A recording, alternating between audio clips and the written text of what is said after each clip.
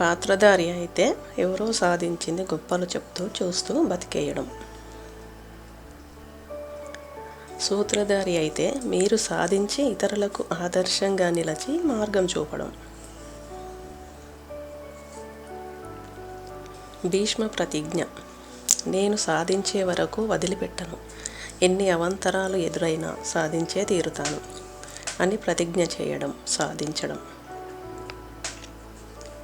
శ్రీకృష్ణుడి వ్యూహరచన: నేను ఏ దారిలో వెళ్ళాలి, ఏది మంచిది, ఏది చేయాలి, ఏం చేయకూడదు, శుభాశుభాలు, ఎదుటివారి ఆలోచనను చదవడం, దానికి అనుగుణంగా నడుచుకోవడం, మనల్ని మనం సరైన మార్గంలో నిలుపుకోవడం.